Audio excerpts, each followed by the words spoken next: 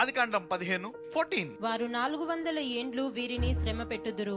వీరు ఎవరికి దాసులవుదురో ఆ జనమునకు నేనే తీర్పు తీర్చుదును. ఇప్పుడు నీకు శ్రమ పెరిగింది అంటే అర్థం ఏంటి? ఇప్పుడు ఎవరైతే వీళ్ళ పిల్లల్ని చంపేద్దాం అనుకున్నారో, 100 సంవత్సరాల నుంచి బానిసత్వంలో ఉండి ఎప్పుడైతే వాళ్ళ పిల్లల్ని చంపే కాలం వచ్చేసిందో, దాని తర్వాత కొద్ది టైంలో ఎవరింట్లో మొదటి వాడు చనిపోయాడు? శత్రువు అనండి. Every male first born die. ఇప్పుడు శ్రమ నీకు జ్ఞాపకం చేస్తుంది, నీ శత్రువుకి తీర్పు తీర్చే కాలము దగ్గరికి వచ్చింది. An attack is telling it's time to judge the enemy. It's time to take authority over the enemy. బాగా శ్రమలు వచ్చేసాయి, అయ్యి బాబోయ్ నా వల్ల కాదు. Then it is time. వారు 400 ఏండ్లు వీళ్ళు శ్రమ పెట్టుదురు, వీరు ఎవరికి దాసులు అవుతురో ఆ జనము నేనే తీర్పు తీర్చుదురు. అంటే మొదటి భాగాన్ని రెండవ భాగాన్ని ఏం వేరు చేసింది? దానికి దీనికి మధ్యలో ఏం కనపడుతుంది మీకు? శ్రమ.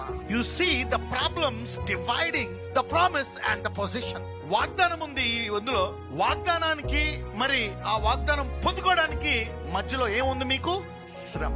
సరే, అయితే శ్రమ ఎప్పుడైతే అధికమైపోయిందో దాని అర్థం ఏంటంటే శత్రువుకి తీర్పు తీర్చు కాలము చాలా దగ్గరలో ఉంది. ఎవరైతే ఈ రోజు నా కష్టాలు చాలా పైకి వెళ్ళిపోయాయి, పీక్ అంటే పైకి, ఇక ఇంతకంటే కష్టాలు అనుకుంటున్నారో, ఈ రోజు ఈ వాక్యం వెంటనే పరిశుద్ధాత్ముడు చెప్తున్నాడు, నీ శత్రువు నాకు తీర్పు తీర్చు కాలము చాలా దగ్గరలో ఉంది.